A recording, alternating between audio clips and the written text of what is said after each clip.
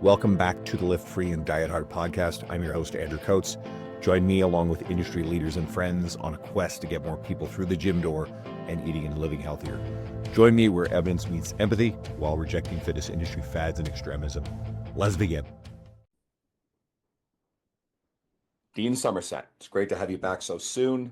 I know we've got your upcoming book to talk about, Rock Solid Resilience, and you're one of the rare, prominent personal trainers, long tenured trainers who still trains full time in person, plus you're online, on top of having a big legacy of being a prominent educator. I just had Tom Morrison on recently, and he's got a huge audience, and he was talking about how huge an influence you were early on to him about mobility, hip stuff, a lot of public speaking. And again, we got the upcoming book. So welcome back. It's great to have you. Thanks for having me, man. It's really cool to be able to have any level of influence on other people's lives. So that's kind of what I've been doing, is trying to just move the industry forward one step at a time, make a small dent in the universe, and see if I can leave the place better than when I found it. All right, so let's give something. In our previous interviews, you've been on, you're probably one of the most frequent guests I've had historically. You were guest number one, and this is somewhere in the 330s at this point, which is absurd over 7 years. That's wild. But those previous ones are really geared towards coaches. This is stuff for the everyday audience. Anybody listening who wants to go back and dive into Dean stuff, please. But let's start here. Train long and hard enough, and injuries will happen. How do you keep someone training if they get hurt? The biggest thing to realize is that an injury just means that one part of your body had some level of damage, whether it was overuse, a tear, or something like that. That doesn't mean your entire body is damaged. It means that that one area needs to have some specific precautions taken. So if you roll an ankle, you still have two good working arms and one good working leg, hopefully. If you don't, that's one thing that's a completely different scenario. But we could always talk about, like, okay, well, what's still available to you to see a training response? I've had a lot of clients where if they've had like an ACL reconstruction, we can still get them using a rowing machine, but they put that ACL reconstructed leg straight out on a different rower. We can get them doing an arm cycle. We can get them doing upper body work. We can get them doing core work. We can get them doing mobility work. We can get them doing so many different things. The cool part about exercise is it's not just a limited feature that you need to really focus on in only one specific way. There are so many ways that you could see a training benefit from so many different modalities. And all you have to do is just put yourself in a situation where you're willing to play and do something really cool. See, like I was watching the Connor McDavid documentary on Amazon a little while ago where he rebuilt his PCL and some of the stuff they had him doing, like a lot of work in hyperbaric chambers, a lot of work in the water, a lot of work on trampolines, a lot of work in Pilates. And then he eventually got back on the ice. So you can do a lot of things in your training time to see positive adaptations around injuries, but also just maintain a training effect in a really cool way, just by being creative and thinking, well, I'm not broken entirely. I just need to be cautious on this one or two things. You alluded to something, and I've got a big article on it if people want, but cross education. If you've got an injured limb, what actually happens when you train the healthy limb, the opposing limb? So it's a really cool phenomenon. If you have, let's say, an arm injury and you don't want to load that one arm, but you work the opposite arm, your body will actually lay down a little bit more neural efficiency into the affected arm than if you were to just completely leave it alone and detrain. So there's ways that you can actually do like patterning drills where you load one side that's healthy and do the same movement without loading, without extreme ranges of motion, but just thinking about doing that movement and getting those scapular muscles going, getting the elbow moving, that kind of stuff. It can play a bigger role than just leaving it by itself. Now, there's also a huge body of evidence to show that simply moving and being active, even if it's not directly related to the injury, helps improve injury recovery. So the concept of just don't do anything or relax, take time off, or all of that kind of stuff, it just doesn't play out across any measurable quantitative basis that you would want to look at. It used to be one of the major ways that they would treat heart attacks or people that had any kind of myocardial infarction. They'd say, oh, rest, your heart's weak. But now it's like the day after they get you stabilized, you're up and you're on that treadmill working, trying to get blood flow through that region again. So the concept of, yeah, we can't do something is kind of outdated because there's so much that we can do to see positive benefit. Do you think a lot of people will use an injury as an excuse to quit the gym? 100%. There's a lot of people that do that. And I've actually had clients where they'll come in and we'll train for a specific purpose and they'll say, oh, I sprained my ankle, so I'm going to cancel my gym membership for 6 months. My response back is like, well, you still have good working arms and leg and core and all of the goals that you're shooting for. We can still find a way around it. Most of my clients know by now that if they tell me something hurts, I'll find a plan B or a plan C of a way to deal with it. So it's not something where it's like, okay, this is a limiter and then we shut everything down. It's like, okay, this is just a speed bump. All we have to do is slow down, figure out a way to get over this, and then we can pick up speed again. Most of the time when a client comes in, if they say, "Oh, I don't think I'll be able to train today," I'm like, "Come in, we'll find a way anyway." There's always something you can do. And here's another simple thing I like to put forefront is we're training for mental health more than ever. We're training for metabolic health. Like more and more people just cite these things, and you're retaining the habit. If you find all of the array of things you can possibly do, you keep those things intact and get all those benefits. Having and most injuries, I mean, if you've got a skull fracture or a major spinal injury, well, this is a that's beyond this conversation, right? Then there's some serious medical intervention and there's Yeah. probably some rehabilitative stuff going on there that takes precedence. But for virtually everything else, I know there's stuff we can do. Yeah, there's obviously a time and place for anything. If somebody's coming into the gym and they're like in the middle of a seizure, or if they've been diagnosed with something they need immediate medical attention, or if they can't weight bear, then it's probably something where, yeah, you need to see somebody else first so we can figure out what's going on there, what the relative risks are, and then what we can do going forward. But if you're stable, if you're controlled, if you've received medical intervention, if you talk with your physiotherapist, your chiropractor, your voodoo shaman priestess, witch doctors, your astrologists, all that kind of people. And they're like, yeah, you're good. Yeah, cool. Let's get you doing stuff. And there's a huge range of things that we can do that can still be beneficial. Like you were saying, to mental health, I've got a lot of clients that come to train with me and don't want to go in to train in a clinical setting because they say it doesn't feel like they're injured when they're training in a gym. And we have a physiotherapy clinic right inside our gym because they feel that same benefit. They want all of their patients to feel like they're actively working out and training, not just in a rehab setting. That mental component is so huge when it comes to recovery modalities, but also just from like a quantitative improvement and a qualitative improvement. People feel better when they feel like they're actually training versus just rehabbing. And that's not to slight on rehab because it's definitely important and it's something that's necessary for a lot of people. But that mindset shift that happens when people actually go from a clinical setting into a gym setting is huge. Even if you're doing the exact same exercises in the exact same ways, being in the gym makes people feel like they're working harder and doing more. So it has a bigger impact on their qualitative outcomes. I've noticed, especially the last few years, some of the smartest and progressive evidence-based physical therapists, our friend Sam Spinelli is a great example of this. Mhm. They more and more look at the strength side for the rehabilitation. I mean, we have all this evidence that various passive modalities can alleviate pain temporarily, relax neural tension of a site so that way you can move into it. But more and more, it seems like there's actually a big overlap, and strength is a really important component of rehabilitation of injuries. Is that because you've been talking about? I mean, I did post rehab essentials with you, God, what seems like a decade ago. Has there been an evolution there? Is that something that you always kind of were plugged into? It was actually more like 15 years ago that we did post rehab. So it's been a while. You and I are like old in the tooth for this kind of stuff. But yeah, I mean, my co-author, Dan Pope at Fitness Pain Free, he's a doctor of physical therapy and he works pretty much in a gym-based setting where he'll do manual therapy or dry needling, that kind of stuff on the floor, get people up and moving around.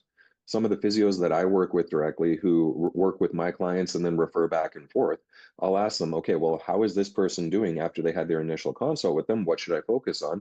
Most of the time they're saying, yeah, this is good here. I'll do some treatment, but load them up, make them work. It's not about, oh, avoid, because a lot of the research coming back on stuff like tendinopathy says that if you don't load those tendons, they atrophy and they get worse. So you have to make them work to a certain degree. It's going to be uncomfortable, but knowing what the limit of that pain response is makes a huge difference in being able to say, okay, well, this is actually improving. If we avoid training through discomfort, we're probably never going to train and see physical improvement. And it's going to be something where you're probably actually going to make it worse. So yeah, a lot of the rehab mindset is starting to lean more towards let's get stronger overall, because that's kind of the main point of connective tissue, of tendons, of muscles, of fascia, of ligaments. If they're strong, they can manage against stress more effectively. If we impart stress on them from an exercise standpoint, they recover more effectively. So if we want to actually do stuff where we're seeing improvements and get stronger, get more fit, get more physically active, we kind of have to understand that rehab, muscle building, hypertrophy all operate on a continuum. You can't separate out the concepts. If you're trying to make tissue stronger and bigger, it follows the same specific adaptation of imposed demands. So the amount of load and the amount of volume that you're using in the tissue at the different stages might be different, but the way you go about it is literally the same. The way a bodybuilder builds their biceps is the same way that somebody recovering from patellar tendinopathy should be looking at building up their ability to squat, to deadlift, to lunge, to load in order to see that progressive adaptation. What do you say to someone, or how have you worked with clients who are after injury, they're fearful of pain, they're fearful of re-aggravation, they're fearful of stepping back in the gym?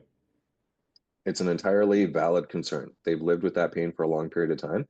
So my job is to be able to talk with them about what that pain means, what good pain is, what pain to avoid would be, and how they can actually modulate it based on their previous experience. And a lot of pain release or a lot of pain research talks about it being more of a brain related issue. So if somebody has previous trauma in their life, they can become hypersensitive to different types of pain. Now, that could be childhood trauma, that could be sexual trauma, that could be physical trauma, that could be all types of things. But somebody who's hypersensitive to pain, their voltage gate threshold levels on a cellular level become lower. So it takes less of an action potential into that tissue to actually feel pain in the nociceptive tissues. That doesn't mean that we can't do something with them, but it just means they have to identify that, okay, how much pain is all right? And then how much pain do I have to worry about? So if I have somebody with like tendinopathy or whiplash or something like that, anything we do is going to cause irritation. There's never going to be a time where they're not feeling something in that tissue. We have to be able to say, okay, what does it feel like? How could you describe it? Can you tell me about, like, on a 1 to 10, how bad does this feel? Let's set up some guardrails. Let's set up some actual outlines of what realistic pain should be and shouldn't be. And then how do we deal with this after? And if this is getting worse or if this is getting better, we need to acknowledge that. But we talk about pain as a way of training based on, like, how would you add weight into the bar? How would you add volume into your workout? How would you modulate your workout based on the pain that you feel during any of your sets? So most of the time, pain is just a variable that we're working with. And a lot of it comes back to the individual's perception and understanding of what pain actually is. If people have any type of discomfort in their body and they catastrophize it to make it feel like, oh, the world is coming to an end, I have to stop everything immediately, they're not going to get anywhere. And that's not to say that their concerns aren't valid because they've lived in their body. They have previous experience with pain. We don't want to keep beating our head against the wall and wondering why we have a headache. But at the same time, we have to understand that, yeah, to make tissues get better and get stronger, it's going to be an uncomfortable process. Is it pain or is it discomfort? And if it's discomfort, how much discomfort is realistic to feel? And what does that feel like to you? You said nociceptive. So what I've been trying to do with the new episodes, if a piece of jargon gets thrown in the mix there and someone's listening, can you Yeah. just define what nocebo is and in the context of placebo? Because most people are familiar with placebo. So nociceptive is essentially like the pain response. So if I have a really irritated tooth and I have like ice water or something like that, that tooth sends a signal to my brain saying, ow, cold, pain. That stimulates nociceptive fibers that make your brain say, this is bad, don't do this. If I brush my teeth with something like Sensodyne and I block some of those pain receptors or block up the holes that would lead into those pain receptors, then I reduce down that pain symptom. If I have a cranky knee and I walk on it and I twist it in a weird way, it really ratchets up some of those nociceptive fibers. Uh, Essentially, it's just a different type of sensation. So we all have things like reflexes in our body. We can sense pressure, we can sense temperature, we can sense hot, cold, all that kind of stuff. And we can sense when tissue is being stretched. We can sense when that stretch leads to discomfort or tissue damage. That tissue damage pain response is like an increased stimulation of those nociceptive fibers. So essentially, it just means the stuff that tells you something hurts. Okay. And I often hear fitness professionals, usually physical therapy people, talk about nocebo in terms of sometimes the media, the claims that trainers make, and how certain things can be, negatively impact people. Is that something that you've encountered? Do you want to explain what's going on there? Yeah, and part of it comes down to what does the individual expect. So a nocebo effect is essentially when the person in front of you thinks they're going to have a bad outcome, and that almost predicates them having a bad outcome. So we've all heard of optimists. It's like if you think that you're going to be able to do this, it's going to lead you to being more readily available to do it. If you think it's going to fail, there's going to be a higher likelihood that it will likely fail for you. So you create the reality that you want based on what your mindset is going into things. If you really believe that this is going to be something that's beneficial, it's probably going to be beneficial. Now, is that a placebo effect, or is that because something's actually clicked and you're actually doing something different than what you were doing before? 50-50. And we'd have to do like a big amount of research to be able to determine if that specific intervention works with everybody or if it just worked with you. Now, that being said, if it worked for you, doesn't matter. Probably not. It worked for you. Now, there's always going to be like some talk about, okay, well, if it's just one person's response, it doesn't matter because it's not based in research. Yeah, but it matters to that one person. And if that one person's able to say, this works for me, great, let's keep doing that. I've never been a fan of people saying, well, the research says this, so therefore that can't be right. It's like, no, that worked for that one person.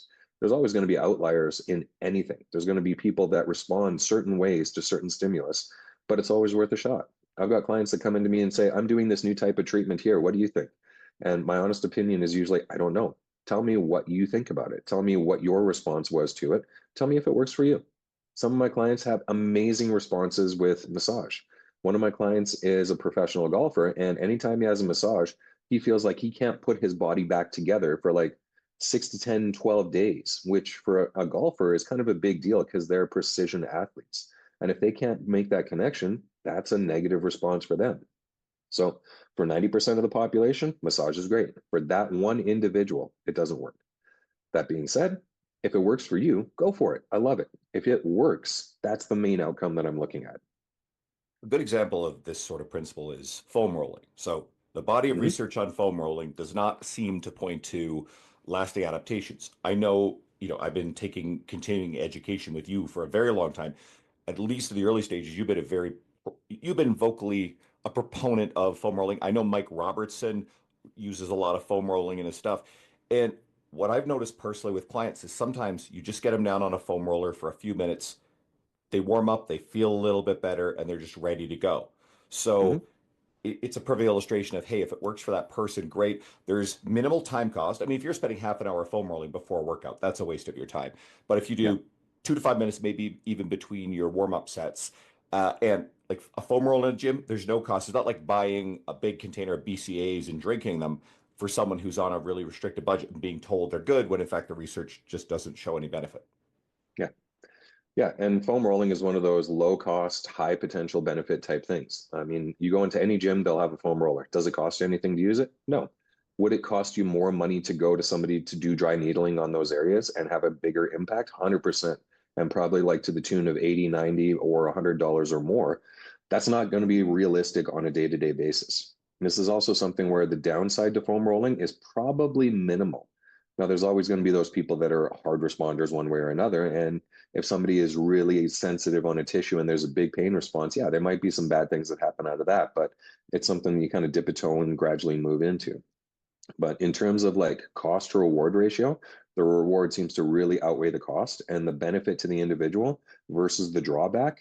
There doesn't seem to be many drawbacks to it. So it's an easy intervention to do with a big benefit and low downside. Might as well use it. There's a camp within our industry that gets really nasty anytime fitness professionals use the language about preventing injuries. But like, what are some of the things that in your experience, evidence-based or not, that you found are practical strategies to reduce the risk of injury? Yeah, and I mean, it's not something where we're like, okay, light bulb moment here, or like light switch, like all on or all off. We're not going to be like, you're going to get injured all the time, or you're never going to get injured at all. We're trying to reduce the frequency and severity of injuries. And we know that when people train their body physically, they're going to be exposed to stress, which is going to increase the likelihood that they will become injured in one way or another. If they train at maximum intensity all the time, that risk goes up. If they train at a moderate intensity most of the time with the occasional blips up in intensity, their risk is a little bit lower. Their body adapts to the stress they're putting it under. Now, variation plays a huge role in this too. If you only ever do the same stress on your body, you get really good at managing that stress. But if anything changes, you don't know how to deal with it. Your body doesn't know how to deal with it. Your tissues don't know what they're doing in that process. So, being able to do a lot of different things makes the body actually more resilient than if it's just doing one or two different things. The more variation we can do, the more moderate to moderate high intensity stuff that we can do within reason, the more we prioritize recovery tools, we're going to have a better outcome to be able to say we're training consistently without getting beat up as much. And if we do happen to develop an injury, we're more than likely going to come back from it sooner and easier than if we didn't have those tools or that previous training history. I like thinking in terms of a concept called allostatic load. I don't know if I ever talked about it on air before. It's the entirety, Mm-hmm. the cumulative stress that we experience, life, mental, relationship, work, physiological Mm-hmm. in the gym. And we just want to make sure that, I mean, it's kind of like calories in, calories out in a way. You could think about stress in, stress out. I believe we could absolutely build our tolerance to stress. We just don't want very large acute spikes in it. But if you all of a Mm-hmm. sudden are not sleeping as well, your nutrition is poor, your hydration's poor, guess what? Your ability to tolerate stress is going to be diminished. And if you maintain the same level of life stress and gym stress, all of a sudden that equation's imbalanced and you're at greater risk. Any more thoughts on that? 100%. And there's four major types of allostatic load that you could encounter. There's cumulative allostatic load, which is like everything in the body, whether it's intensity, whether it's volume, whether it's life stress, whether it's everything over a lifetime. So if you have somebody who is consistently stressed from birth to death, that's a cumulative allostatic load. There's chronic, which is the amount of stress you put under a time frame. So it might be somebody who works in a high stress job in finance. It's getting close to like year end for accounting firms or RSP if they're working in a higher finance. They're under a chronic load for weeks or months at a time. There's repetitive load. The average garbage person who lifts up a bucket, puts it in the bin, lifts up the bucket, puts it in the bin. They do those repetitive stresses on a regular basis. That creates tissue damage, tissue breakdown over time, as well as tissue adaptation. There's also acute allostatic load. Let's say that this weekend you decide you want to go out and do a hike in the mountains when you're not really a hiker. That's an acute stress that your body's not used to. That one day, that one time, it does something to your body in a way that you're not used to. So, how do we manage all of these different types of stresses? Well, a lot of it comes down to recognizing what the big stresses are, trying to minimize them, managing your recovery, making sure you do things like sleep, eat, have downtime and vacation, spend time with friends. This is something that I think a lot of people are kind of limiting on right now is we don't have as many social connections as we did 10, 20 years ago. So spending time with friends. And also for acute stuff, do it in a gradual way. If you have the ability to go for a big hike on the mountains, and instead of saying, well, I'm going to go from zero to I'm going to hike the biggest peak for 3 days and completely demolish myself, maybe start with a smaller hike for a little bit and build up to it, just like we would with anything else. You wouldn't go out and be like, I've never ran, but tomorrow I'm going to go run a marathon. That would be a really poor example of acute allostatic load management. So managing stress comes down to all of those same components. It's just like how much volume, how much load, how much repetitive action you're doing, and then are you constantly beating yourself up to the point where you're never in a state of recovery or being able to not be stressed out? Gym and life load management. Load management is something I've become obsessed with the deeper I get into it, especially when it comes to the research on injury risk. Actually, so here's one as well. This theme's come up a few times. What is your thought process on the relationship between form and injury risk now? Has it evolved? Yeah, I mean, injury risk is going to come down to tissue load, repetitions, and recovery. So the same things that would be able to create that positive adaptation to see muscles get bigger, muscles get stronger. If you have any of those features exceed what the tissue can tolerate, you're going to get injured. So if you have poor technique, and I'm talking like really bad technique, like you look across the gym, you're like, that guy's going to get hurt. That's probably not going to give you the right amount of stress that you're looking for in the tissue. It's probably going to give it too much. Now, there was some great research done by Stu McGill where he looked at like a flat back deadlift versus a round back deadlift and showed the round back deadlift put up to like 10 times the amount of stress in shear force on the lower back as the flat back deadlift. Is that too much for that individual? We don't know. But we know that 10 times the amount of force is probably not a good situation to be in for the long term or for any allostatic, like acute allostatic load that that individual might get under. Like they put more weight on the bar, put more weight on the bar, another 50 pounds, try to YOLO it for a personal best. That 50 pounds feels like an additional 500. The tissue says, no, we can't do this. So risk goes up when technique isn't in a good position where you can take advantage of natural levers and mechanics. And also part of it comes down to what muscles are actually benefiting from this. So if I'm doing a deadlift and I feel like my back is doing all the work versus doing my glutes and my hamstrings, I'm not getting the benefit I'm looking for. Technique is going to help you get the benefit you're looking for while reducing the relative injury risk. But again, you're putting stress on the body. It doesn't mean you're going to get a jail free card to never get injured. It just means that you are in a less likely state to get injured. Now, there's a variation on what effective technique can be while still being able to do the job. You could have somebody who starts neutral, gets into a little bit of a flex position, holds that really well. Cool, no problem. What's the likelihood they're going to get injured? Probably a little bit higher than if they were able to maintain a neutral spine. Maybe not. Maybe they get into a situation where they develop more of an extension dysfunction, something like a spondy versus a disc herniation. So every movement that you do, every load that you do, there's going to be a risk based on the tissue stress that you're encountering. So you might as well just do as much as you can to find that middle ground to limit that risk and just keep working on improving it. What do you say to someone who makes the claim that deadlifts are bad for your back? We see this pop up everywhere. Yeah. I mean, the biggest thing is like, okay, well, you're putting stress on the spine. You will likely get injured if you do it poorly. And if you do it with too much load, too much volume, too much any of that kind of stuff. My big response back is always like, show me how you deadlift. And that will tell me whether or not you believe deadlifts are bad for your back or not. 9 times out of 10, the person who shows me their deadlift isn't doing it effectively. And when I say not doing it effectively, I mean like the way that you would show somebody how to do it. I help people with disc herniation issues, with spine surgeries, with cancer, with all that kind of type of stuff, learn how to deadlift effectively. And one of my clients is almost 80 and she just deadlifted close to body weight the other day. And it was like the biggest goal that she could shoot for because she never thought of herself as being strong. And she was fairly frail coming into it, which, yeah, she admits I was not very strong. Now she's getting up to a point where she feels strong. And we did that progressively over the span of about 18 months. So that doesn't mean that we had to go max effort on day one. It's like, okay, we're going to learn the technique. We're going to expose your body to it. We're going to build up tissue tolerance. We're going to let your muscles adapt to it. We're going to build up your nervous system to it. We're going to do all the things in a progressive manner to get you into a state where you're ready to manage that stress. If we were to just jump right into it, she wouldn't have been able to do it properly. Just think it's nuts to suggest to someone that the basic skill of bending over and picking up a moderately heavy object is somehow automatically injurious. And like we need to do that. Like you during this episode, for the ones who are like listening versus the Spotify visual viewers, you had your dog on your lap and you like turned, bent. I don't think you thought to brace carefully or breathe right. Like you just literally like put twisted sideways and bent over. And the dog is how much does your dog weigh? To be fair, that was a max effort. Like my brain was working overtime on that, and I was going like all the way through. But no, he's about like 18 pounds, so it's not anywhere close to a max effort. But it's just something where for most of people during the day, they're going to have to do that skill. Now, that doesn't mean that everyone should deadlift.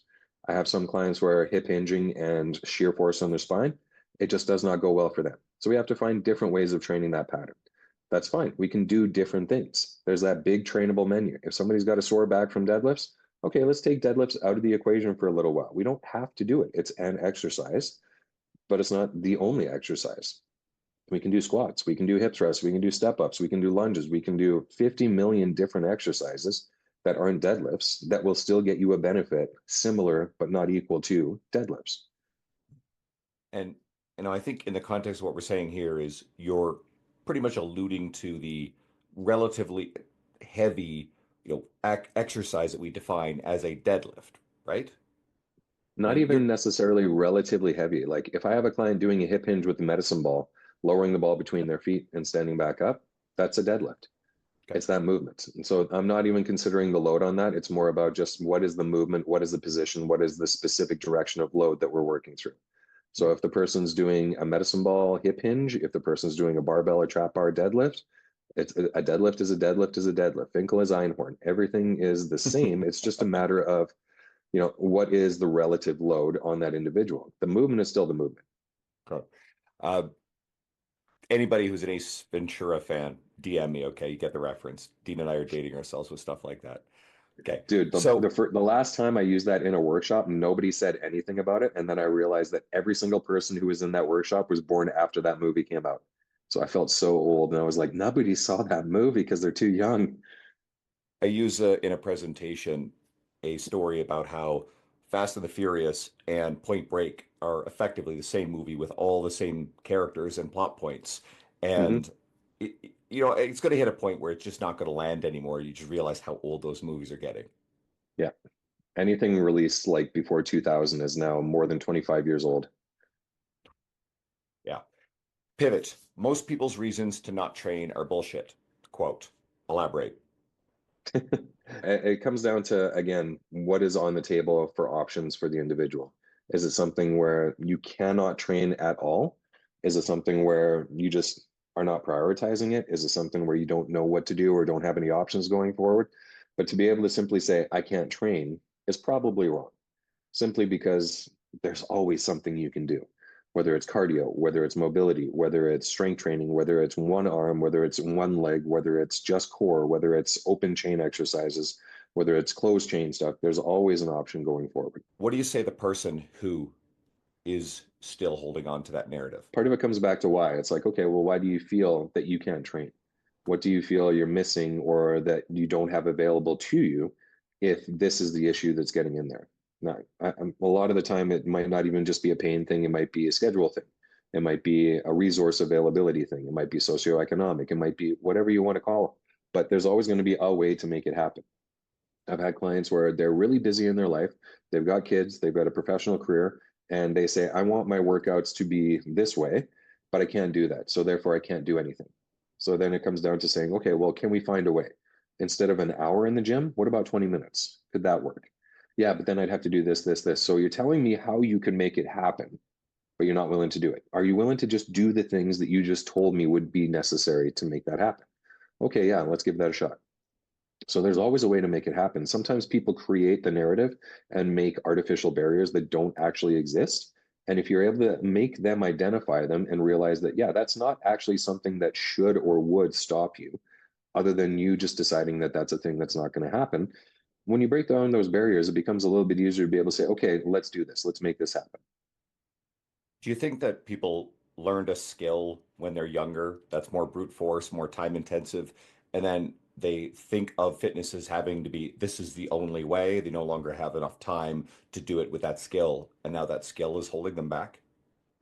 Maybe. And it might also be if they played a competitive sport where they're like, this is the stuff that's involved in doing that sport. This Mm. is the way to do it. And if I can't do that now, then it's not worth it. It might also be something where they prioritize fitness differently now. So the other stuff that they prioritize higher always pushes fitness to the backside. That doesn't necessarily mean that those prioritizations are right or wrong or indifferent. It just means that's just what happens. They view certain things with a higher priority, and that's what takes over. Cool.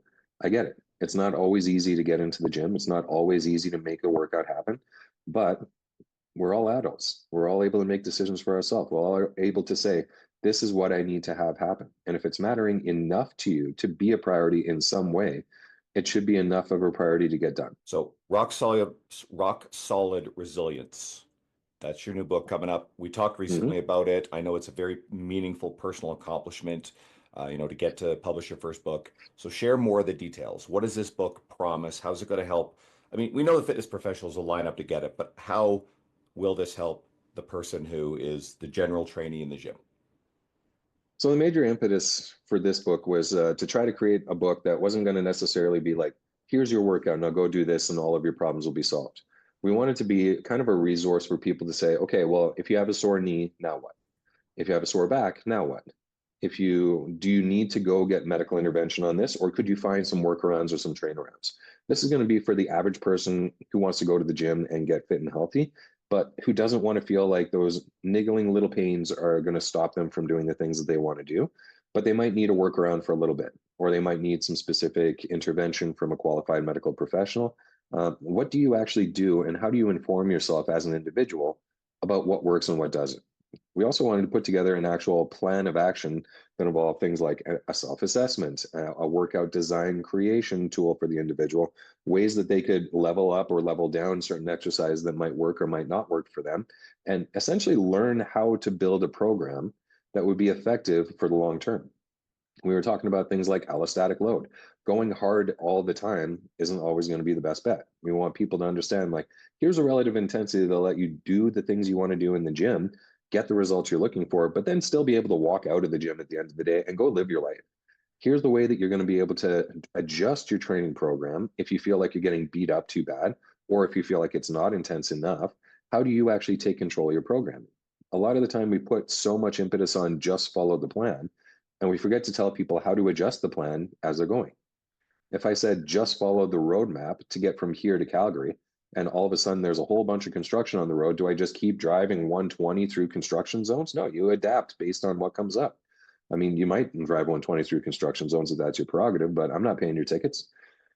Part of it comes down to saying, okay, well, what do I do when these problems come up, or these obstacles come up, or these speed bumps come in my way? This book is going to show people how to deal with those speed bumps and obstacles, how to get around them, and what they actually mean, and whether you should pay attention to them or just keep going. You mentioned, people getting crushed in the gym, and you actually had a recent post on this. I'm actually going to read it if my thing will open up. I don't know who needs to hear this. Well, actually, I kind of do, but it's not a badge of honor for trainers to demolish their clients in each workout, and especially not in their first workout. Thoughts Yeah. there, but let's also take it into the person who has the ongoing belief themselves that in order to achieve results, they have to live on the bleeding edge and crawl out the gym door. I mean, that's great if your entire ego is dependent on how hard you work. And I totally get it. Ego lifting is important, and it's something that a lot of people really want to dig into. I've never been that kind of person. I've done that to myself with those workouts, but then it's like, what benefit did I get from it? Well, I felt like I had a really strong workout, but then I couldn't function for 3 days. So I was actually worse off than when I went in. And if I'm a trainer and I put my clients through those kind of workouts, and after the first one, that client says, no, I'm done here. Well, you just lost a client because you worked way too hard and you didn't work to their goals. On the same time, I've had clients come in and they're like, if I'm not sore after the workout, it wasn't a good workout. But then I have to talk with them about, okay, what is a good workout to you? Where are your goals? What are you trying to do? Shouldn't a good workout be measured by, are you achieving your goals and getting closer to your goals? If you want to be sore, I'll kick you in the shin. That's easy enough to do. I'll punch you in the arm. Easy. I can make you sore in any number of ways. You want to have sore abs? Cool. We're going to do 5 minutes of abs at the end of each workout, and you are going to be in the fetal position, but it's not going to be something that takes away from your workout. It's just going to be something that makes you feel sore because that's your goal. Now, does that mean you're going to not be able to function? No, I want you to function and do stuff. There's times to push hard, times to back off, and every workout being an absolute murderous endeavor, probably don't need that. How do you get someone to trust you to respect the boundaries you set for them, or get someone to adhere to boundaries for themselves? I'm really fortunate that I've been doing this long enough that my reputation kind of precedes me. So when people are coming into me, they're more willing to listen. And Hmm. that doesn't mean that I'm always right, but it just means that knowing that I've been doing this for a long time, people tend to listen differently. I also charge a lot more than the average trainer, so people put more stake on the value that they get out of the workout. If you're a new trainer with very limited experience, with low cost, low barrier of entry, it's going to be a harder way to get people to buy into what you're saying. But then I also take more of like a soft sell approach. So my way of treating people, or my way of going with people, is like, hey, I'm going to lay out what I think is going to happen. You're a grown up, you're an adult. You can choose to do this or not. You're going to get the benefit or you're not going to get the benefit. Or if you try this and it doesn't work for you, let me know and then you can stop. And if it's not giving you what you need, you can choose not to do this. And this is something where I make it more about the individual experience than it is about me setting hard, fast boundaries. We'll try this out. And if this doesn't work, cool, there's different options. We'll try it for a couple of weeks. And at the end of that time, if you're not seeing the benefit you're looking for, we can try something different, but at least give it enough time to try to see a bit of a response from. There's self-selection bias, like from the people who will land in your lap. So, any other additional thoughts to the person who's not working with a trainer and they are always feeling beaten up? They're probably overdoing it on the allostatic load side of stuff, and yet they still feel the compulsion that I need to go and crush myself every time I step in the gym. Yeah, and part of that comes back to saying, well, if you keep doing the same thing and you're not getting the results you want to get, why do you keep doing the same thing? So maybe try a different approach. That's the cool thing about exercise, is that so much of it works that all you have to do is try the stuff that you're willing to do and that gets you the results you're looking for specifically. If that means you do yoga or Pilates or weight training or walking or biking, whatever it is, like there's so much out there that you could do. Do you want to do foam rolling? Do you want to use massage guns? Do you want to use dry needling? Do you want to, whatever? If it works for you, great. But if it doesn't, why are you keep doing the same thing? That's like saying I'm lactose intolerant, but I love yogurt and I'm going to keep eating it and keep eating it and keep eating it. right? It's just not going to work for you or anyone else in the room with you. So if you're going to keep doing that, you got to really be asking yourself, is this worth the pain? Is this worth the problem that I'm putting myself through? Or is there a better way of doing this? I've noticed as I've gotten older, I'll be 47 in a month and a half, and I'm someone who would strength train 7 days a week traditionally. I've backed it down to 5 or 6. I'm a little bit better at telling myself, hey, you need to rest today. So that's one thing. Two, I like spending more time in the gym. I don't rush. I have the time. Not everybody does.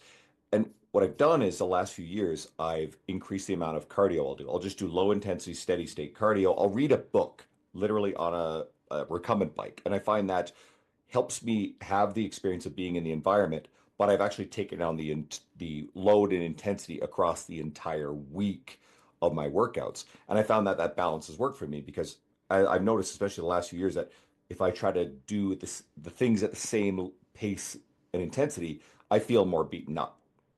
Mhm. Yeah, everyone's different. For me, I find my sweet spot is 4 days a week. That gives me enough time to recover between each workout and still feel like I'm putting out intensity, but that doesn't affect my sleep. That doesn't affect my day to day, my energy, or anything like that. And I don't feel like a walking train wreck. 4 is good for me, but any more than that, I feel terrible. I would die on your schedule. And that's not to say that I'm less fit. It's just that that doesn't work for me. I have clients where 6, 7 days a week is normal for them. And some of my athletes and pro athletes that I work with, 2 days every day is normal. That doesn't mean that that's for everyone. That just means that's what works for them. So everyone has to figure out what their goals are, what works for them, how do they feel with the training program, but also how do they prioritize the gym based on everything else. If you're a competitive athlete, the gym is important. If you're a Gladys from accounting, the gym is meant to augment and add to your life that you live outside of the gym every other day. So we don't want to make the gym replace everything. We want to make the gym add to everything. I've got a deep squat, but your hip mobility destroys mine. So there's a lot of movement qualities that you crush me on. All Yeah, right. but I can't lift the same weight that you do. So Everybody can follow you at D Somerset one. We've talked about this in the past. You had an account with Dean Somerset and you lost the access to it and never got it back, right? yeah, so that's all right. It's in the past. Hakuna Matata. Are there any other resources? You obviously have your book coming out on February 28th. So at the time of the release, that'll probably be within a couple of weeks. Any other resources that you have you want people to check out? You can check out my website, deansomerset.com. I have a YouTube channel with about 700 free videos that you can look at, from coaching demonstrations to deep dives. Hmm. I have a newsletter. Go onto my website. You can sign up for that. So instead of doing long form blogs, I'm doing short form email stuff now. Outside of that, I've got a whole bunch of different continuing education courses and free resources that you can find on my website as well. So check those out. You and Tony thinking about reviving the hip and shoulder blueprint? Any travel coming up? We've been talking about it and talking about it and talking about it, but we haven't quite sat down to pull the trigger on it just yet. He's a busy guy. He just opened up his own studio this last year, so he's running that. Plus, he's also doing his own individual things. Plus, he's got a young kid and a wife and all the other things going on. So I'm not leaning on him too hard, but at the same time, it's like, okay, it's been since like the week before the pandemic since we last taught a workshop. So we should probably get back out there and do stuff. Tony Gentilcore, he's a gem. I'll make a point of bringing him back on in the not terribly distant future either. He's always a great guest. Everybody go follow Dean, please. I always say this and I will reiterate it. When I first started as a trainer, I remember this is, yeah, over 14 years ago. I started reading T Nation and I start seeing these sales reports in the company of who's selling the most training, who's doing the most sessions. And this Dean Somerset guy was writing for T Nation and, tops in the company. And so you very quickly became an important role model of mine, mentor. You taught a lot of continuing education within the old company. I've traveled to see you speak. I've had you speak at our events the last few years. You've had a tremendous influence on my career. So when I say that, for everybody listening, go follow what Dean's doing, plug into his resources. They're incredible.